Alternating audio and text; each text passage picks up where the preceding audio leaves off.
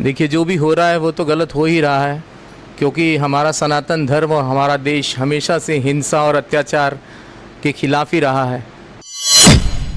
लेकिन आज बाबा साहब के संविधान की वजह से आज सारा मुल्क एक हो रहा है, सब जन एक हो रही है। तो ये मुल्क बचाने के लिए जो अधर्मी लोग हैं, आपका जो मैसेज है उनके लिए भी जाता है, लेकिन वो आज ये है कि वो एक ख़ास धर्म के खिलाफ वो अपना प्रोपेगेंडा कर रहे हैं कि आपको क्या पहनना है, क्या खाना है, किस तरह से जीना है, किस तरह से रहना है, क्या बोलना है। इस पर आप क्या कह रहे थे? कि जैसे भेड़ के खाल में भेड़िए आते हैं, वैसे ही धर्म के नाम पे अधर्म फैलाने वाले जो लोग हैं, उसे हम लोगों को उनको जानना है, पहचानना है, उनकी पहचान करके उनका सर्वनाश करना है। एक धर्म ही तमाम लोगों का धर्म हो जाए, ये कभी भी हमारी सभ्यता नहीं रही है। और ये मनुष्य की जो आज़ादी है, जो हमारे यहाँ दस्तूर ने भी दी, उसके भी ये क्या है, हम समझते हैं खिलाफ है। तो Sir, the human nature is basically love. And where there is lovelessness. Today, the topic of the seminar is Adharm in the name of Dharm. So what will you say? The situation which has created in the country. तो जो लोग इसको गलत समझते हैं, उनको मिलजुल के आगे बढ़ना पड़ेगा, उनको उनका हाथ पकड़ के रोकना पड़ेगा और उनको ये बताना पड़ेगा कि हम इस माशरे में आपको ये करने की इजाज़त नहीं देंगे। धर्म के नाम पर भरम फैलाने की कोशिश की जा रही है, ये तो आप मानते हैं? जी, वो बात भी सही है, लेकिन हमने इसकी ज़रूरत महसूस की कि कई जगह से बातें उठ रही है। हिंदू मज़हब में हो, क्रिश्चियन मज़हब में, सब लोग ये बात रखें अपनी बात कि देखिए ये जो चीज़ें हो रही है धर्म के नाम पर, ये धर्म नहीं बल्कि अधर्म है। दोस्तों, आप जानते हैं कि देश में आज किस तरह के हालात हैं। इसी मौजू को लेकर यहाँ पर अमन इंसाफ नामी तंजीम ने मराठी पत्रकार संघ में एक आज प्रोग्राम का आयोजन किया गया है, जिसका टाइटल है धर्म के नाम पर अधर्म। जो हालात हमारे साथ बने हुए हैं उसी को लेकर हम बात करते हैं जमात इस्लामी मेट्रो मुंबई के सदर जनाब हसी भाटकर जी से। हसी भाटकर जी, धर्म के नाम पर अधर्म, तो हमारी जिम्मेदारी क्या बनती है, देश की जिम्मेदारी क्या बनती है? असल में धर्म तो एक ईश्वरवाद सिखाता है और उसके साथ जो इंसान है, मनुष्य है, उनके साथ प्रेम सिखाता है। और हमारा जो हिंदुस्तान की सभ्यता रही है वो मेल्टिंग पॉट की नहीं रही है कि तमाम धर्म एक में समा जाए, बल्कि वो फ्रूट सलाद की रही है कि जिसमें हर धर्म का अपना एक मकाम है, हम आपस में उसमें डिबेट करें, डिस्कस करें, लेकिन एक धर्म ही तमाम लोगों का धर्म हो जाए, ये कभी भी हमारी सभ्यता नहीं रही है। और ये मनुष्य की जो आज़ादी है, जो हमारे यहाँ दस्तूर ने भी दी, उसके भी ये क्या है, हम समझते हैं खिलाफ है। तो आज जो धर्म के नाम पर डिवाइड किया जा रहा है, अधर्मा किया जा रहा है, तो हमने ये सेमिनार इसीलिए रखा है कि धर्म के जो गुरु हैं वो आके अपने अपने जो धर्म के मानने वालों को ये बताएं कि ये कोई धर्म नहीं सिखा रहा, बल्कि ये अधर्मा है जिसकी हमें तालीम दी जा रही है। बहुत बहुत शुक्रिया। बाबा सत्यनाम दास जी भी हमारे साथ मौजूद है। सर, आज इस तरह से देश में धर्म के नाम पर अधर्म की राजनीति की जा रही है, उस पर आप क्या कहना चाहिए? देखिए, जो भी हो रहा है वो तो गलत हो ही रहा है, क्योंकि हमारा सनातन धर्म और हमारा देश हमेशा से हिंसा और अत्याचार के खिलाफ ही रहा है। हमारा देश वो देश है जो महिलाओं को तो इतना सम्मान देता है कि यहाँ गौ को गौ माता कह के बुलाते हैं, और जितनी नदियाँ उनको गंगा मैया और दूसरी मैया के नाम से बुलाया जाता है। फिर स्त्रियों के प्रति अगर ऐसा कोई भी अत्याचार या अन्याय होता है तो हम किस तरह सहन कर सकते हैं? हमारा सनातन धर्म इस बात को कभी भी गवारा नहीं करेगा कि इस तरह का महिलाओं का अपमान हो। और हम लोग जिस तरह से विमेन एम्पावरमेंट की बात करते हैं, तो उस हिसाब से तो हमको बहुत कोशिश करनी चाहिए। और ये हम सब का, इसमें सिर्फ सनातन धर्म ही नहीं, इस्लाम को मानने वाले हिंदू, मुस्लिम, सिख, ईसाई, जैन, बुद्धिस्ट, पारसी, सभी लोगों को एक साथ आकर इसके खिलाफ जो है कुछ आवाज़ उठानी चाहिए, तभी इस देश का कुछ सुधार हो सकता है। जिस तरह से देश में संविधान की धज्जियां उड़ाई जा रही है और संविधान भी इस बात की इजाज़त देता है कि सभी धर्मों को बराबर की का न्याय मिले, लेकिन आज न्याय नहीं मिल पा रहा है। सिर्फ महिलाएं नहीं, सारे लोग जो आज सुरक्षित नज़र नहीं आते हैं। जहां पर देश में बलात्कार भी हो रहे हैं, मर्डर भी हो रहे हैं, हिंसा हो रही है और फसादात भी हो रहे हैं। आतंकवाद का भी बहुत बड़ा हुआ खड़ा करके कुछ समाज के लोगों को निशाना बनाया जा रहा है। इस पर आप क्या कहना चाहेंगे? 26 जनवरी 1950 को हमारा संविधान अस्तित्व में आया, तब से हम लोग इस संविधान को मान रहे हैं और इसके हिसाब से चल रहे हैं और हमारा देश बड़ी शांति और सुकून के साथ आगे बढ़ता रहा है। यही कुछ दिनों में ऐसा लग रहा है लोगों को, अगर संविधान का उल्लंघन किया जा रहा है या संविधान के अनुसार से लोगों का हक नहीं अदा किया जा रहा है, लोगों का हक छीना जा रहा है, तो इसके लिए न्यायपालिका भी है। हम लोग कोशिश कर रहे हैं और मैंने पहले भी कहा आपसे कि हम सभी लोग जब तक एकत्र नहीं होंगे तब तक कुछ भी नहीं होगा। हम सब लोगों की काफ़ी बड़ी जिम्मेदारी है। खाली ये चोला पहनना इम्पोर्टेंट नहीं है, इस चोले के साथ आपको समाज के लिए क्या आपका दायित्व है वो भी निभाना पड़ेगा। तो वो जब तक हम लोग सब एकजुट होकर ये अपना दायित्व नहीं समझते हैं तब तक इस तरह का हमको झेलना ही पड़ेगा। मैम, कोई भी हो, चाहे भगवा हो या हरा हो, उसका मान सम्मान रखना बहुत ज़रूरी है, उस लिबास का भी मान सम्मान रखना बहुत ज़रूरी है, ये मैं समझता हूँ। आपका कहना है? ज़रूर ज़रूर, रंगों से कोई मतलब नहीं है, भगवा हो, लाल हो, हरा हो, सफ़ेद हो, काला हो, आखिर उन रंगों के अंदर जो विचरण करने वाला तो इंसान है ना। इंसानियत सबसे बड़ी चीज़ है, मानवता से बढ़कर कोई धर्म नहीं है और प्रेम से बड़ी कोई बोली नहीं है।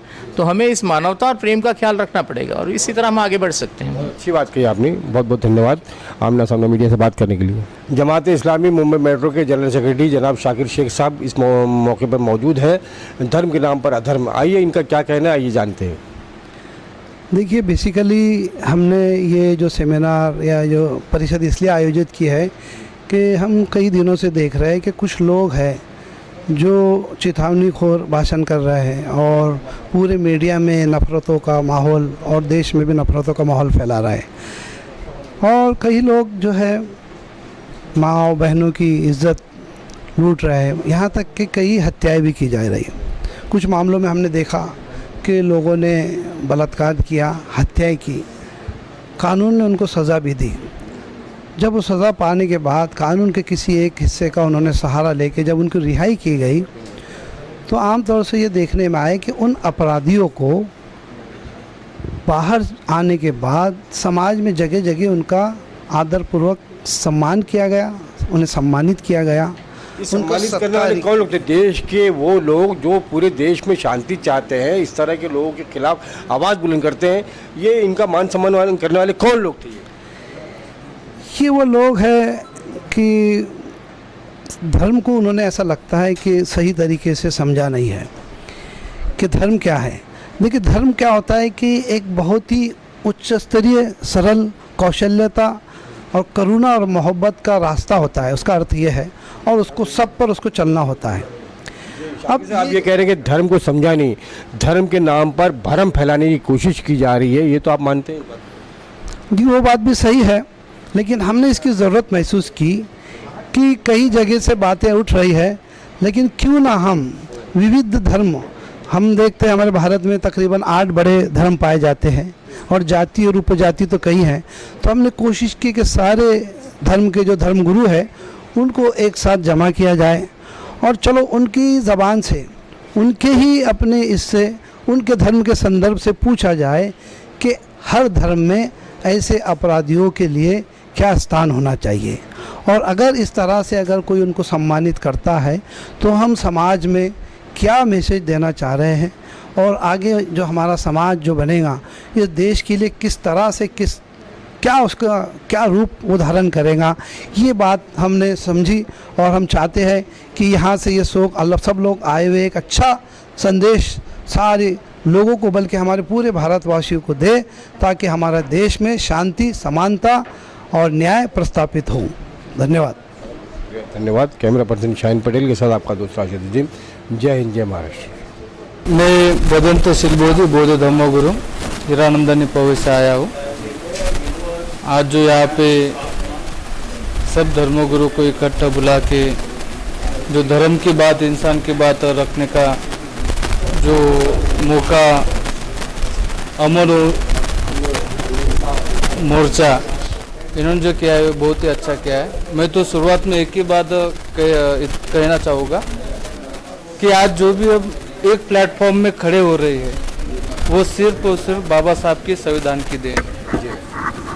जब बाबा साहब का संविधान नहीं था तब सब लोग अपने अपने धर्म की लाइन खींच कर जा रहे थे, लेकिन आज बाबा साहब के संविधान की वजह से आज सारा मुल्क एक हो रहा है, सब जन एक हो रहे हैं। तो ये मुल्क बचाने के लिए जो अधर्मी लोग हैं उनको बाहर निकालने के लिए ये अमन मोर्चा काम कर रहा है, जो धर्म की सत्य बात रखता है, जो संविधान को प्रोटेस्ट कर रहा है। आज हमने संविधान को प्रोटेस्ट किया तो हम सब सुख शांति से रह सकते। अगर हमने धर्म की सही बात नहीं रखी तो संविधान को भी खतरा है, संविधान भी हट सकता है। सर, ये संविधान को आज बदलने की बात की जा रही है, आखिर इसकी क्या वजह लगती है? संविधान को क्यों बदलना चाहते हैं? क्योंकि लोगों को देश तोड़ के अपना खुद का राज्य बनाना है जी। क्योंकि जैसे बाबा साहब के काल में एक समुदाय को पानी छूने तक की बीमारी थी, एक समुदाय को मंदिर में जाने तक की आज़ादी नहीं थी, गुलामी थी। आज वही संविधान ने सबको बराबरी का मौका दे दिया है, तो बराबरी का मौका अधर्म लोग को पसंद नहीं आ रहा है, इसलिए वो संविधान बदलने की बात कर रहे हैं। एक बार फिर वो जो है वो लोग गुलाम बनाना चाहते हैं, जो वो नहीं चाहते कि देश में ऐसे दबे पिछले लोग जो है वो आके आए। आज दबे पिछले जो लोग हैं वो आज बराबरी से आने से उनको दिक्कत हो रही है, इसलिए संविधान बदलना चाहते हैं। एक सवाल करूँगा, धर्म गुरु जैसे आप एक अमन कमेटी को चला रहे हैं, आप पार्टिसिपेट कर रहे हैं और आपको एकता के लिए आवाज़ उठा है। दूसरी जगह जहाँ डिवाइड करते हैं वहाँ पे भी कहीं ना कहीं धर्म गुरु बैठते हैं और लोग उनको फॉलो करते हैं, जिसकी वजह से डिवाइड होता है। ऐसे धर्म गुरु के लिए क्या कहेंगे आप? उनको कितना सुनना चाहिए? जो धर्म गुरु की वजह से देश बांटता होगा तो लोगों ने उनको ही बायकॉट करना चाहिए, क्योंकि वो धर्म गुरु रहता ही नहीं है। जनता को ये सोच तभी आएगी जब वो पढ़ेंगे, लिखेंगे, अच्छी बातें सुनेंगे।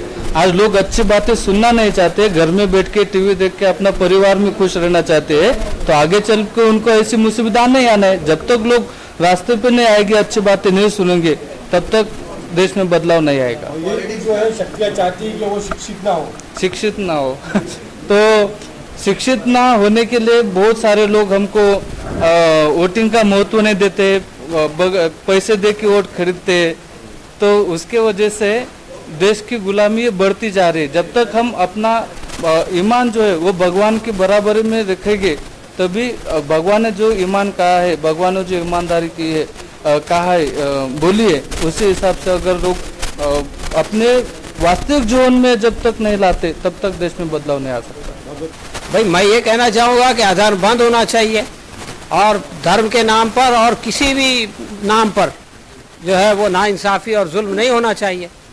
और जो धर्म इस दुनिया में इंसाफ कायम करने के लिए आया है, अगर उसी के नाम पे अधर्म होने लगे तो इससे बुरी बात और कुछ और हो ही नहीं सकती। भाई देखिए, इस दुनिया में कोई भी इंसान, धर्म को तो आप छोड़ दीजिए, इसको ठीक नहीं समझता कि चोरी की जाए। कोई भी इंसान इस बात को ठीक नहीं समझता कि झूठ बोला जाए।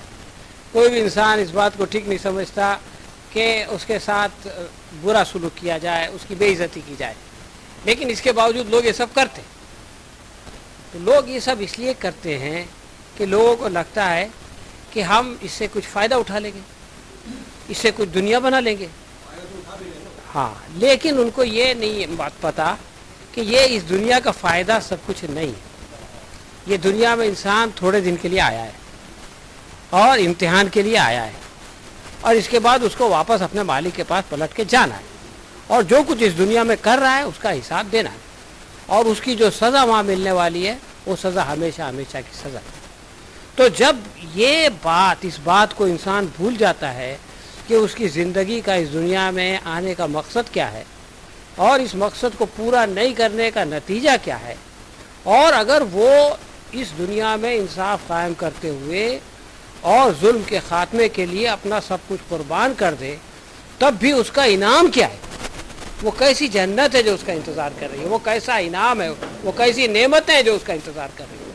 जब इन चीज़ों को भूल जाता है इंसान, या इनको पसे पूछ डाल देता है, या जब इस पर उसका विश्वास या यकीन ख़त्म हो जाता है, तो फिर वो इस दुनिया में ये सब करने लगता है। लेकिन ये है कि अगर कोई इस बात को माने या नहीं माने, अगर वो जुल्म करता है, किसी की हक़ तलफ़ी करता है, तो जो लोग इसको गलत समझते हैं उनको मिलजुल के आगे बढ़ना पड़ेगा, उनको उनका हाथ पकड़ के रोकना पड़ेगा और उनको ये बताना पड़ेगा कि हम इस माशरे में आपको ये करने की इजाज़त नहीं देंगे। जब तक कि ये नहीं होगा तब तक के जो है वो इस दुनिया से नाइंसाफ़ी ख़त्म नहीं होगी।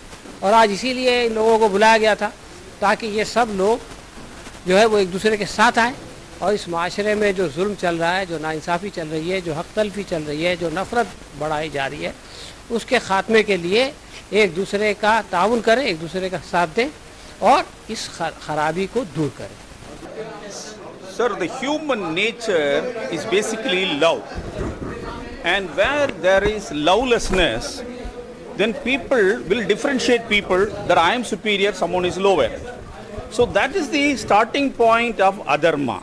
So that is the starting point of adharma. So dharma is when you love someone with all differences. Some may have a difference. He may speak a different language. He may have follow a different religion, or he may be physically incapacitated. But still, if you love him, that is dharma. जी, ये message तो मैं समझती हूँ पूरे विश्व के लिए है। अभी जो भाई जी मुझे मिले थे वो कह रहे थे कितना तक हम घुमा के फिरा के बात करेंगे, बट मैं फिर से यही बात रखना चाहूँगी कि विश्व में शांति तभी आ सकती है जब मेरे अंदर शांति होंगी। शुरुआत अंदर से ही होगी, क्योंकि हम जितनी भी कोशिश करेंगे ना, बाहर अशांति है, हम सिर्फ बात कर रहे हैं और हम कई बार बाहर ही अधर्म देख रहे हैं। हम अंदर में कब झांकते हैं, हम कब देखते हैं अपने अंदर में कि मेरे अंदर भी वो कमज़ोरी है, मुझे कोई अधिकार नहीं है किसी को बुरा कहने का जब तक मेरे अंदर से बुराइयाँ ख़त्म नहीं हो रही है। हम संदेश दे रहे हैं, पर मैं ये नहीं कह रही हूँ कि मैं संपूर्ण हूँ, मैं संपूर्ण परिपूर्ण हूँ, मैं ये नहीं कह रही हूँ। मेरे अंदर भी कमज़ोरी है, मैं उसी प्रोसेस में हूँ। और मैं भी यही संदेश देना चाहूँगी कि जब तक हम उस सर्वोच्च सत्ता से कनेक्ट नहीं होते हैं, हमारे अंदर वो सच्चाई, वो शांतता आ नहीं सकती। और इसके लिए जब से भाई जी ने बहुत सुंदर बात बताई, खुद को जानो, खुदा को जानो। अपने आप को नहीं जाना, परमात्मा को नहीं जाना, विश्व में शांति आ नहीं सकती। और दूसरी बात रही कि हम कितनी भी बात करें, कितनी भी गैदरिंग करें, ये तभी हो सकता है जब शुरुआत में अपने आप से करो। इसीलिए पहले भी यही बताया था, आध्यात्मिकता अर्थात आत्मा का अध्ययन। मैं कौन हूँ, मेरा कौन है। हम जितना भी बात बहुत सुंदर बताई कि हम सभी एक परमात्मा की संतान है, कितना हमने फील किया। All Indians are my brothers and sisters, कितना फील किया। हम अपने बाजू वाले को भी भाई नहीं समझते हैं, तो पूरे विश्व को भाई कहाँ से समझेंगे। किस आधार पर हम कह रहे हैं कि सभी मेरे भाई बहन हैं, क्योंकि हम सब एक पिता के बच्चे हैं। जब तक ये क्लैरिटी नहीं, जब तक ये एक्सेप्टेंस नहीं, हम शांति नहीं ला सकते। लेकिन मैडम, जो ये सत्ता में लोग बैठे हुए हैं जिन्होंने देश का पूरा माहौल ख़राब किया है, ये तो आपका जो मैसेज है उनके लिए भी जाता है, लेकिन वो आज ये है कि वो एक ख़ास धर्म के ख़िलाफ़ वो अपना प्रोपेगेंडा कर रहे हैं कि आपको क्या पहनना है, क्या खाना है, किस तरह से जीना है, किस तरह से रहना है, क्या बोलना है। इस पर आप क्या कह रहे थे? मैं कोई भी धर्म के प्रति, कोई भी व्यक्ति के प्रति मैं कुछ कहना नहीं चाहूँगी। मैं ज़रूर ये कहूँगी कि जब आप अपने स्वधर्म में हो ना, तो आप सत्य ही चलेंगे। और हम किसी के कहने से या किसी के बोलने से चल रहे कर रहे ऐसे नहीं है। हमारे मन को क्या महसूसता हो रही है, मुझे क्या, किस में खुशी हो रही है, किस में मुझे शांति महसूसता हो रही है, ये आप महसूस करें ना मैडम। लेकिन देश में कुछ लोग जो है वो अपनी मर्जी लाद रहे हैं। अगर आपसे कहें कि आप जिस तरह से जी रही हैं, आप जिस तरह अपने धर्म को मानती है, विश्व में शांति फैलाने का काम कर रही है, तो आपसे कोई कहे कि आप जो गलत कर रही हो, आपको ऐसे नहीं ऐसे करना है, वो अपनी मर्जी लाद रहे हैं, उस पर आप क्या कहेंगे? मैं नहीं समझती अगर मैं सत्य के रास्ते पर चल रही हूँ। किसी भाई ने बहुत सुंदर, एक बड़े भाई जी ने कहा था कि अगर आप वो सत्य के राह पर चल रहे होंगे, आपको ईश्वर की मदद 100% रहेगी। आपको उसमें कोई बाधा, अगर बाधा आएगी भी तो भी आप उसको पार कर लेंगे। हमारे यहाँ पर बहुत सुंदर एक गीत है, ये मत कहो खुदा से मेरी मुश्किलें बड़ी है, इन मुश्किलों को कह दो मेरा खुदा बड़ा है, सो मुझे कोई रोक नहीं सकता।